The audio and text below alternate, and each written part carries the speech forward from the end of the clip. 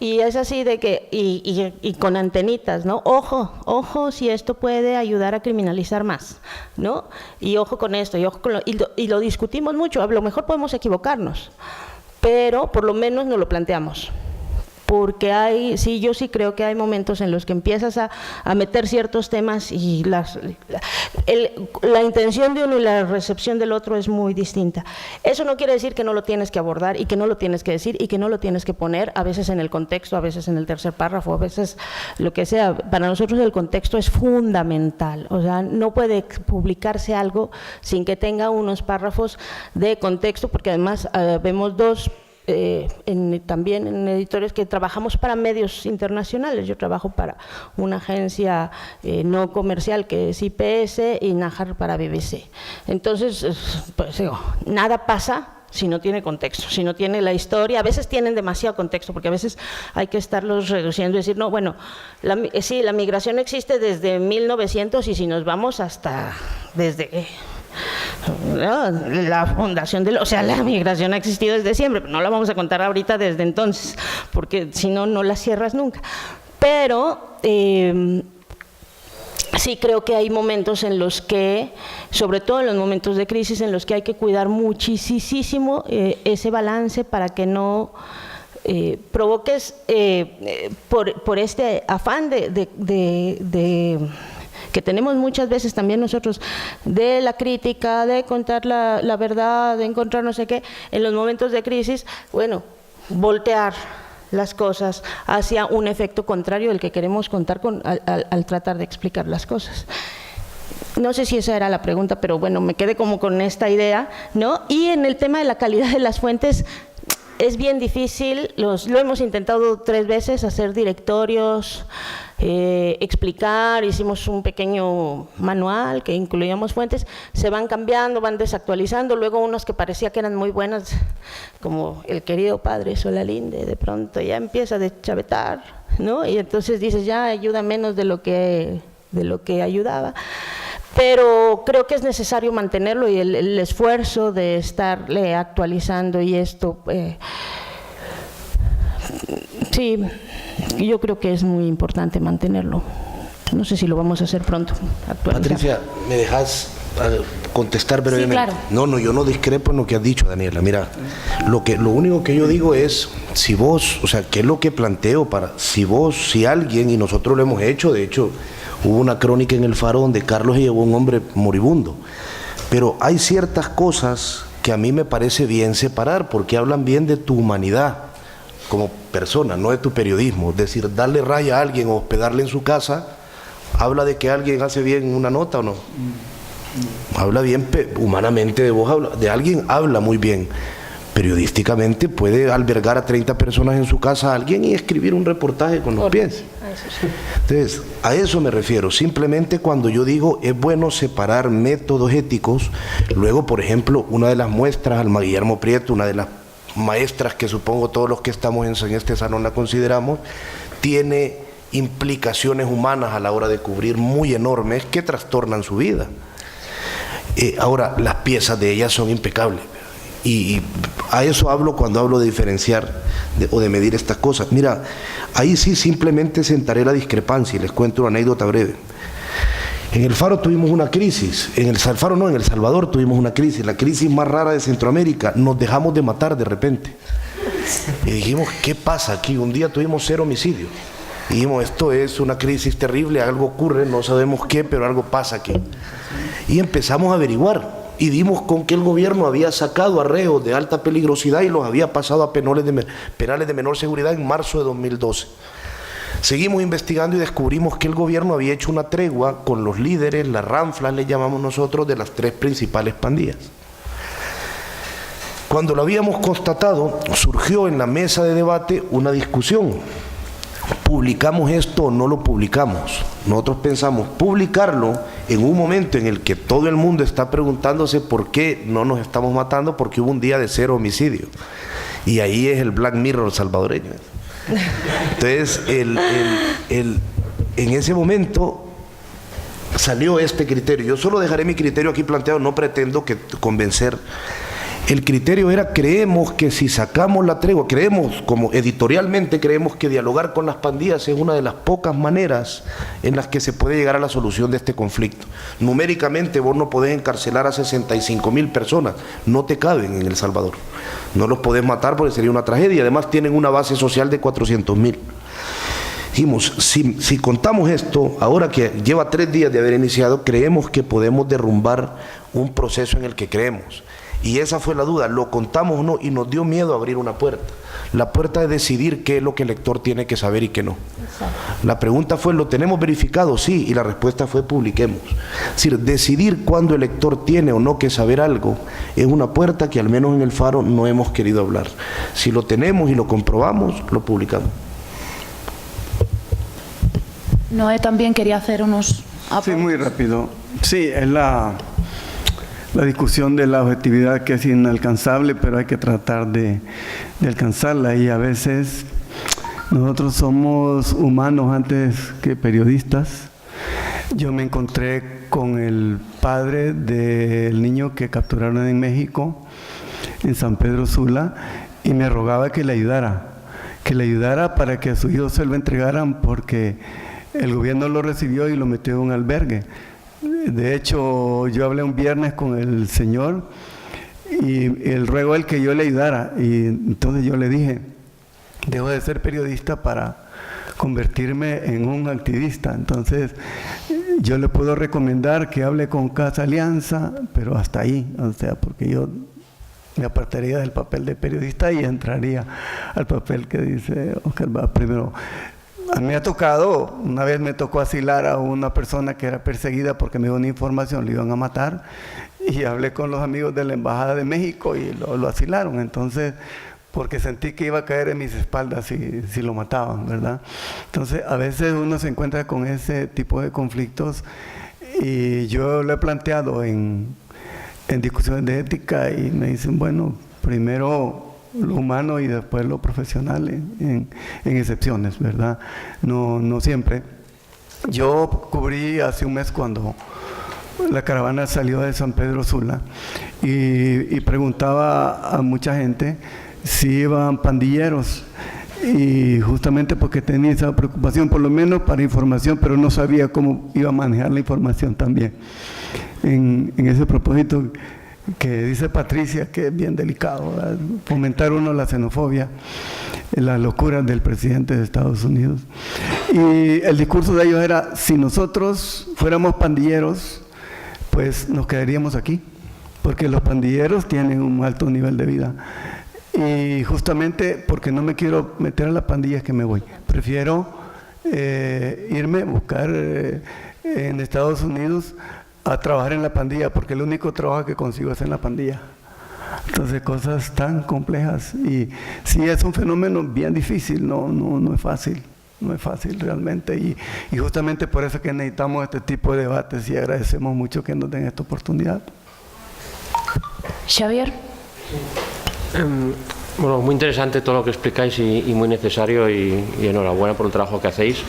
Pero yo me pregunto, a la hora de cubrir la migración, que veo que hacéis mucho esfuerzo en seguir las caravanas, estar con los migrantes, explicar esta tragedia y la complejidad que mueve el flujo de estas migraciones, pero después, ¿cómo actuáis de cara a las autoridades de vuestros propios países para que cambien las políticas sociales y de alguna manera afronten de frente, ¿no?, el problema que provoca la migración? Porque al final, si no se produce este cambio social en los lugares de origen de la migración va a ser un problema endémico y constante, ¿no? Y yo creo que a veces es muy difícil enfrentarte a las autoridades. Ricardo decía, bueno, se habla de pobreza y aquí solamente aparece gente encorbatada, ¿no? Pero quizás son esta gente encorbatada la que tiene la capacidad de poder cambiar las cosas, ¿no? Y publicar constantemente sobre ellos, obligarles a cumplir las promesas, destinar los fondos sociales que han prometido en campaña, etcétera, etcétera, ¿no? ¿Cómo distribuís vosotros el esfuerzo informativo? Que veo que en la caravana es muy, muy importante, ¿no? Pero también en esta otra faceta. Bueno, es que justo el tema es la constancia, o sea, porque o sea, hay momentos, la caravana requiere como la atención esta para mantenerlo totalmente ahí los ojos, pero el resto del año que no hay caravana, o sea, si así es difícil entrar con el tema. Ahora imagínate cuando no hay una gran caravana y no hay miles de personas recorriendo el país, pues es mucho más difícil.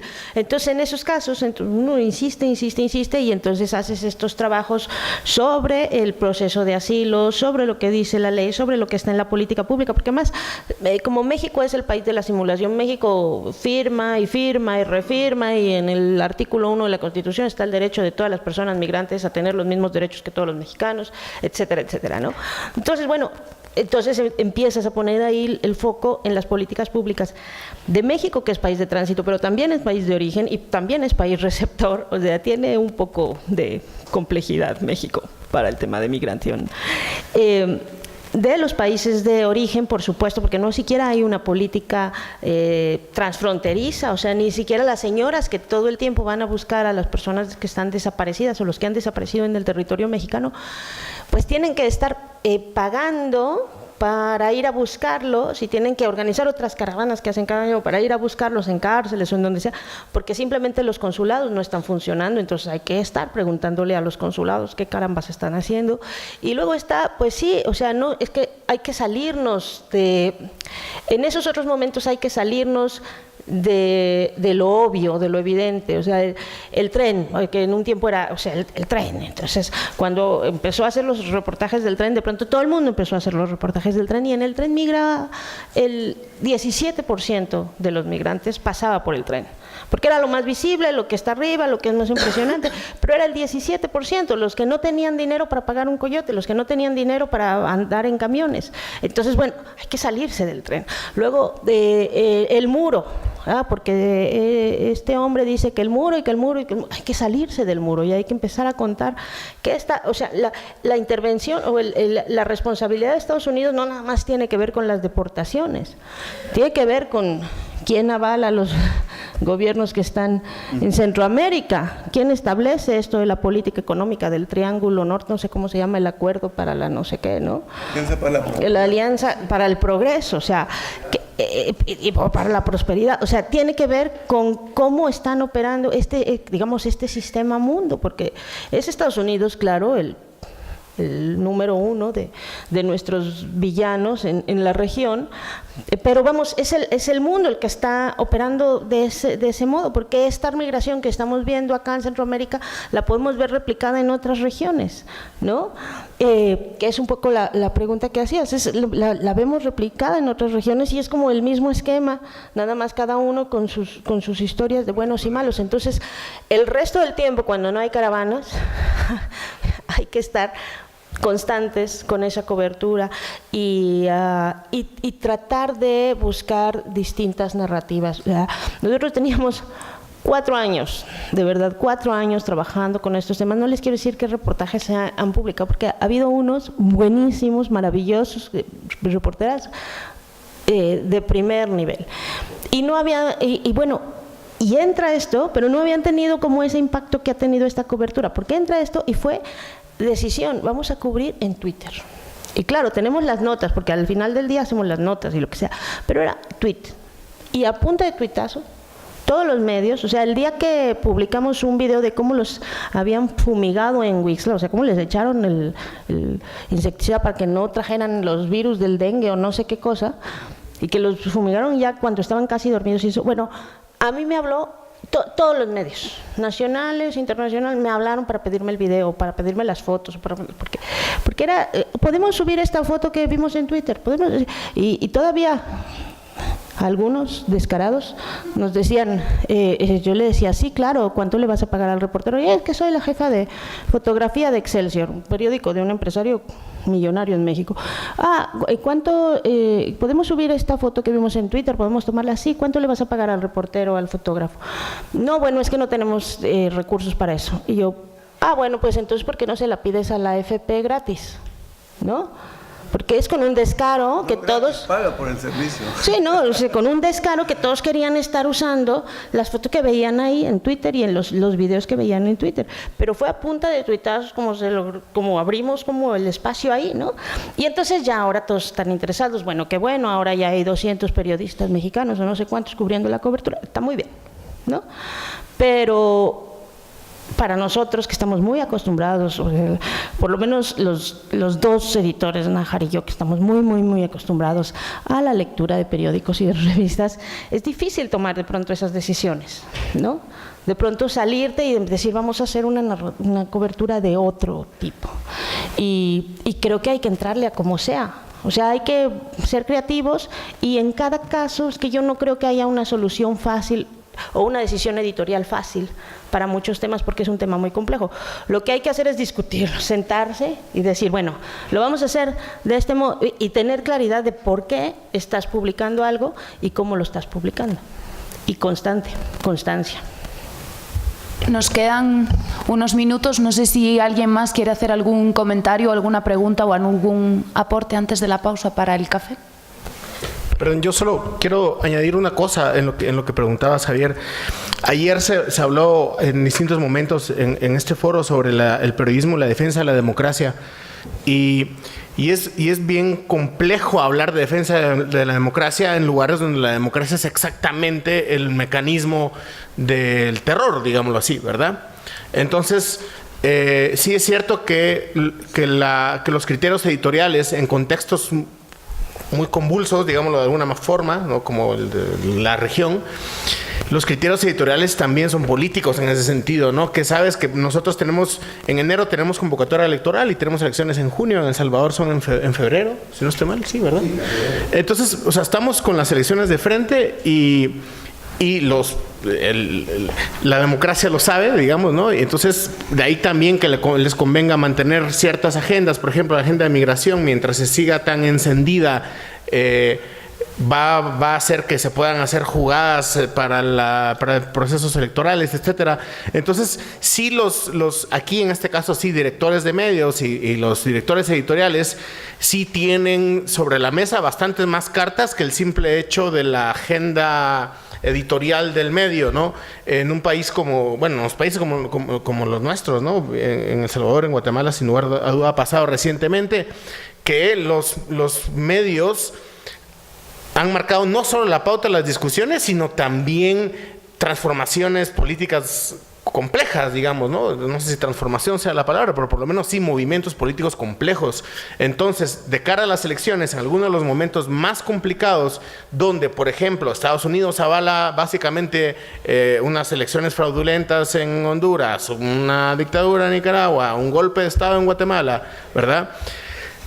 Es complicada la lógica de la defensa de la democracia cuando sabes que en el tablero se están moviendo muchas cosas. Entonces sí creo que en términos de qué se puede hacer, y vuelvo a insistir en la parte que también lo mencionó Daniela, la permanencia, la insistencia, y entender que pienso que, suena también romántico decirlo, pero nunca como ahora, así lo del cuarto poder, ¿verdad?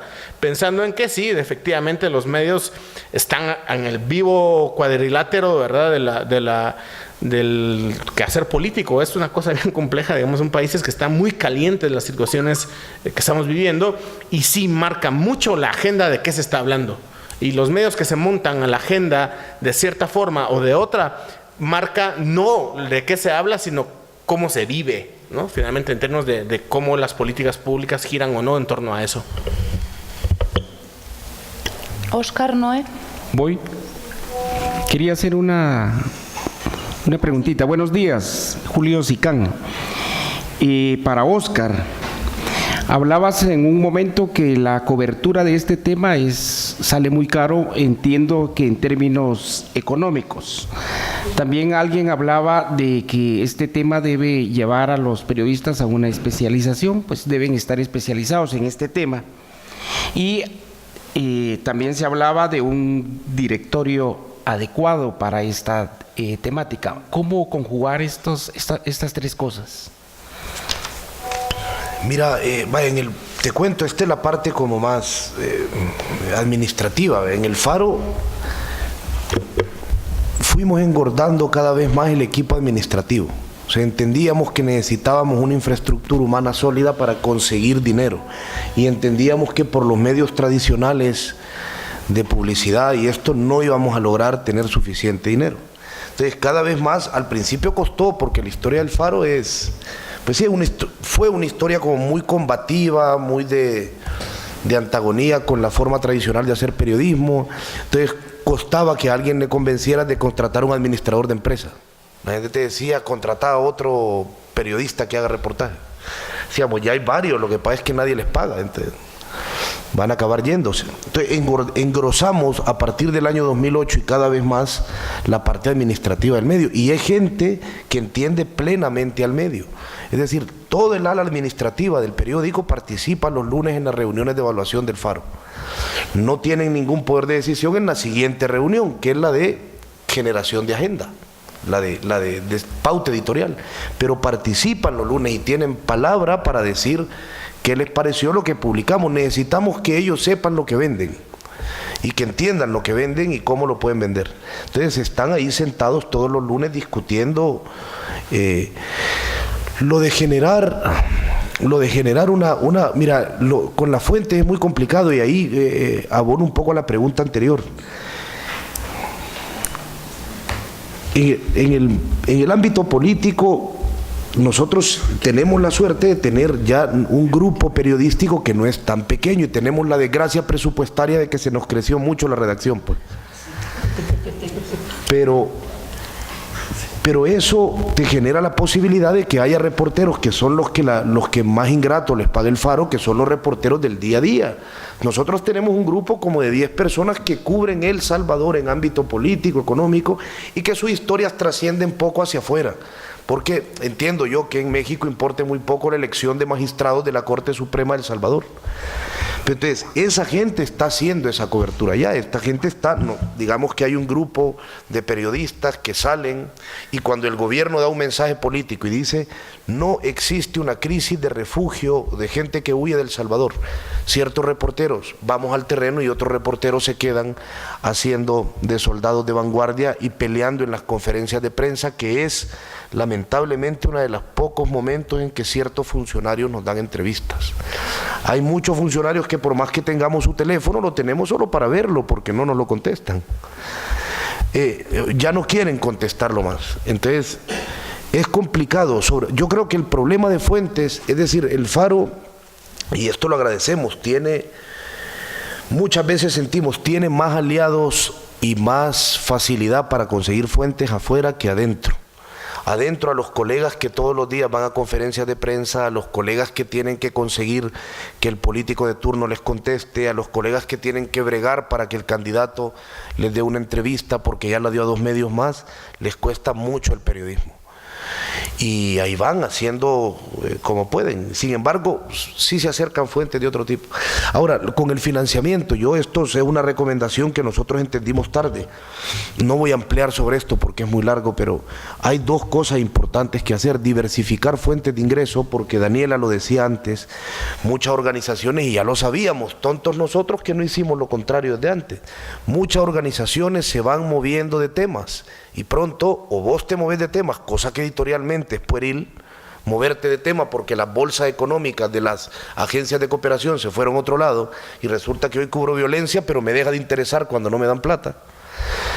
O diversificar, aprovechar el tiempo en el que tenés financiamiento para diversificar. En el Faro hemos hecho no solo el Foro Centroamericano de Periodismo, que nos deja cierto dinero, que nos cuesta mucho dinero también organizarlo, y mucha cabeza de periodistas que podrían estar haciendo otras cosas. Tenemos el Faro Radio, desde hace como 4 años abrimos 2 programas de radio semanales. Hemos empezado a publicar libros de nuestros autores, tratando de conseguir adelantos y que se muevan, y el 60% de todo eso queda para el periódico. Entonces, hemos empezado a diversificar, a dar talleres periodísticos, estamos con la idea del Faro Escuela en mente. Entonces, diversificar, porque tarde o temprano, y luego engrosar la parte de un grupo administrativo que entienda lo que hacen. Es decir, cuando alguien que va a vender un proyecto no entiende que, por ejemplo, hace poco nosotros teníamos un convenio de intercambio de publicidad con una aerolínea. Entonces, cosa sencilla, voy a irme a lo caricaturesco. La aerolínea le decía a nuestro agente de ventas, ¿qué fecha vuelve él? No sé, le decía él, para reservarle un boleto, porque luego es temporada alta en diciembre. No sé qué fecha vuelve porque anda siguiendo a una caravana de migrantes. Y la tipa decía, muy desconcertada, no. Entonces tenemos una persona que le sabía explicar. Mira, no sé dónde va a ir porque como él va caminando con un montón de gente. Esa gente llegará a una ciudad que no tiene aeropuerto hasta que un día llegarán a una ciudad con aeropuerto. Y tal vez sí o tal vez no, nuestro reportero debe volver ese día. Así que lo que quiero es un boleto abierto. Entonces, alguien que entienda lo que hace la gente a la que vende, entiende cómo venderla. Y esa desconexión, yo entiendo la parte de la ética. No puede alguien que esté en ventas decidir si publicamos o no algún lunes. Tomar decisión editorial no, pero entender el trabajo que hace es indispensable. Y muchas veces son departamentos desconectados. Entonces, ¿cómo vendes algo que no entendés? Y la última ya, Alejandro. Sí, hola, buenas tardes. Bueno, no, por un lado, quería... escuchándoos parece que todo el debate que hay sobre que el mundo de las redes sociales y cada ciudadano es un periodista desaparece porque dais vida a la necesidad efectivamente de que exista el periodismo, y no solo de la necesidad, sino que existe y es el periodismo que vosotros hacéis. No sé si me estoy explicando. Es decir, parece que esto de que las redes sociales están acabando con el periodismo es absolutamente incierto y no os noto para nada preocupados con eso. Y por otra parte, una pregunta en concreto para Óscar. Estabas diciendo que la publicidad en un momento dado no os habéis dado cuenta que no podíais financiaros con la publicidad.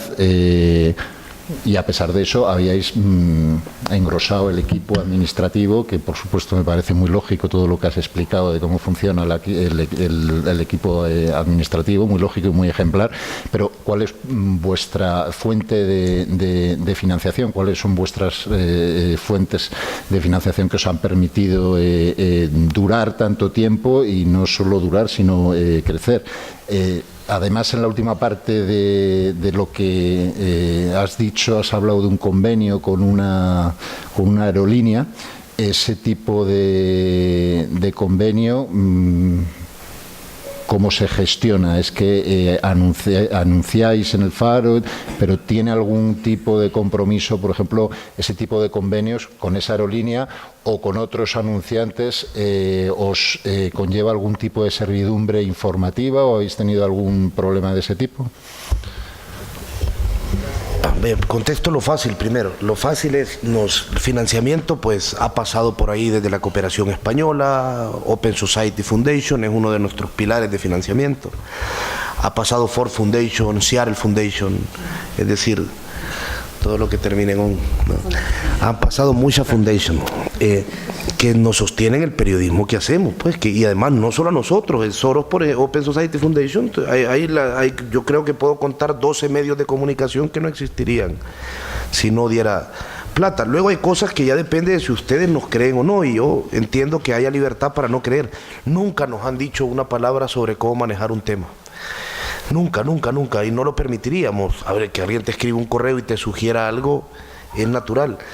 Y luego con lo de la publicidad, no, mira, de hecho nosotros perdimos una vez un convenio, porque es esto de abrir puertas en el periodismo. Habíamos conseguido un extraño acuerdo con un supermercado, y ese día el vigilante de uno de los supermercados encerró a una persona porque se había robado unas leches, le encerró en el cuarto de máquinas, y esta persona, tratando de salir, muere electrocutada.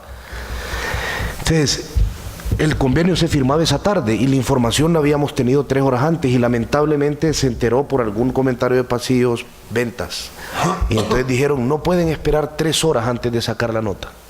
Y era un convenio de mucha plata, y dijimos, si esperamos 3 horas para sacar, vos nos has venido a poner en este dilema, lo íbamos a publicar en 5 horas. Si no nos lo hubieras dicho, no había problema. Hoy que no lo has dicho, lo tenemos que publicar.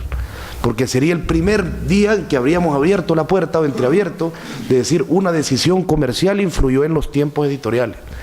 Nunca ha ocurrido eso en el Faro. Yo he trabajado en prensa de El Salvador, en prensa impresa durante mucho tiempo. Y yo puedo decir algo, que esto no tiene que ver con los periodistas individualmente, sino con el modo de hacer negocios de la prensa tradicional centroamericana.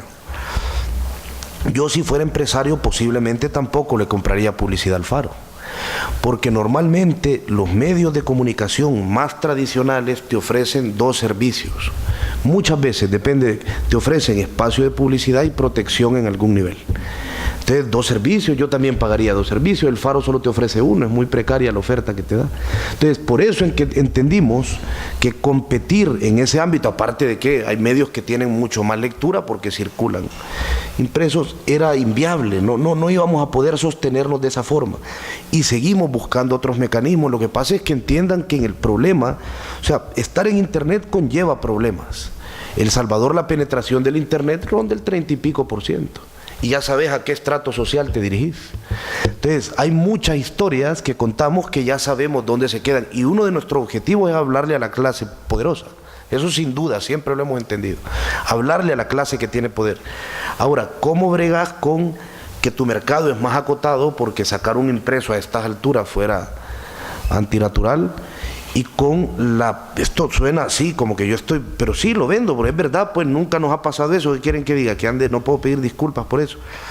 Y que tus consideraciones éticas estén por encima de tus consideraciones económicas. Así hayamos llegado a años donde estamos al borde de la quiebra. Y al final decimos, hay estas 4 opciones y nunca las hemos tomado. O sea, ni siquiera se plantean ya, pues. Ahora, claro, la diversificación de los últimos 3 años ha hecho que por lo menos hay una estabilidad muy sólida para cerrar los años con pérdidas muy decentes. Bueno, para no atrasar más la jornada de hoy, hacemos la pausa y retomamos a las 12.